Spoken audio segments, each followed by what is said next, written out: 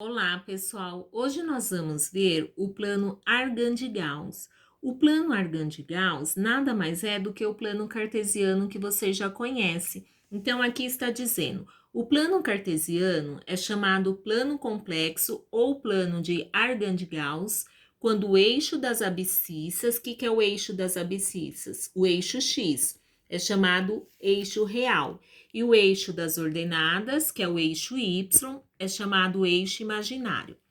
Assim, o número complexo z igual a mais bi é representado graficamente neste ponto complexo, neste plano complexo pelo ponto de coordenadas AB.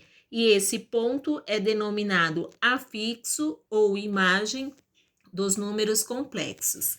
Então, como que ficaria para eu colocar esse número complexo 3 mais 5i no meu plano Argand-Gauss? O que a gente tem, ó?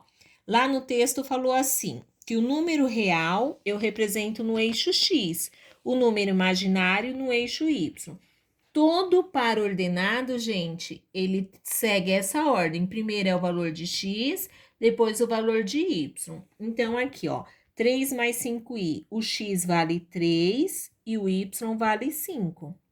Então, ó, só para a gente relembrar, o primeiro ponto eu coloco no eixo x, o segundo no eixo y. O segundo exemplo, como que eu vou representar o número complexo menos 2 mais i no plano Argand-Gauss? O número real é menos 2. O número imaginário eu tenho um i, então o número imaginário vale 1. Então, no eixo x, eu vou colocar o número menos 2, no eixo y, o número 1. Esse aqui, o número imaginário 7, o número complexo 7. Ele tem a parte real, ele não tem a parte imaginária. Então, é como se a parte imaginária fosse 0i. Então, o que acontece? A parte real é 7, a parte imaginária não tem, é porque vale 0. Então, no eixo x eu coloco 7, no eixo y eu coloco o número 0.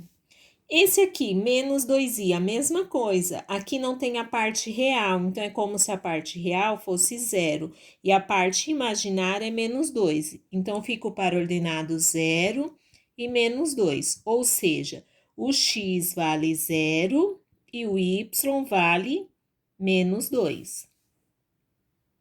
Ó, gente, eu estou fazendo a mão livre, mas lembre-se que aqui na horizontal eu tenho o eixo x, na vertical eu tenho o eixo y.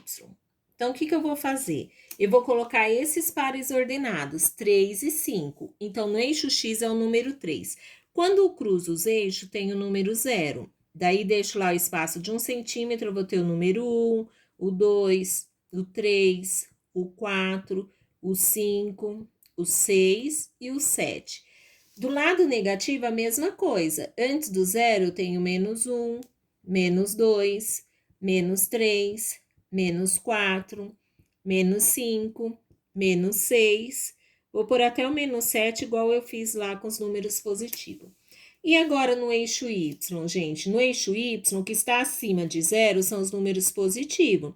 Que a gente vai ter 1 positivo, 2, 3, 4, 5, 6 e 7. Abaixo de 0, a mesma coisa. Menos 1, menos 2, menos 3, menos 4, menos 5, menos 6 e menos 7.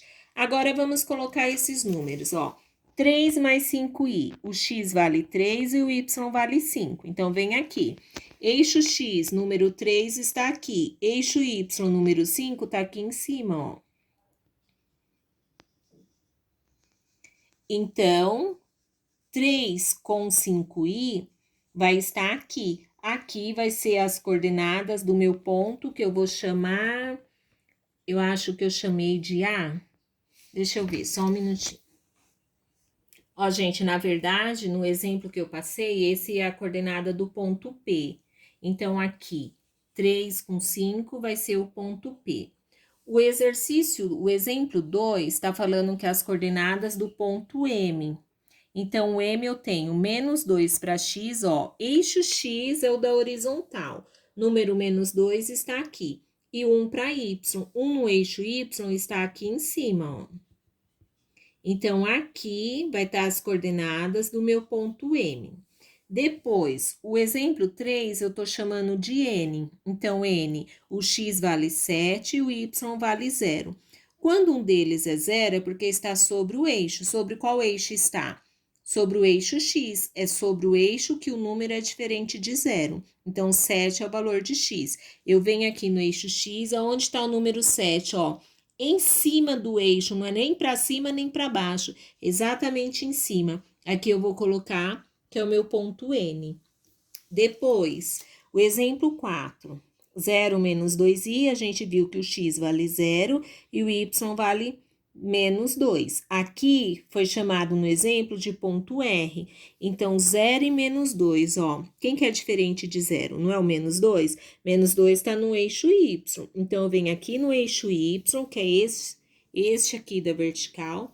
Aonde está o número menos 2? Em cima do eixo, eu vou colocar o meu ponto R.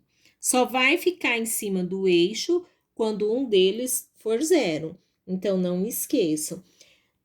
Parece bastante coisa, mas a gente está retomando o que nós vimos lá dos números.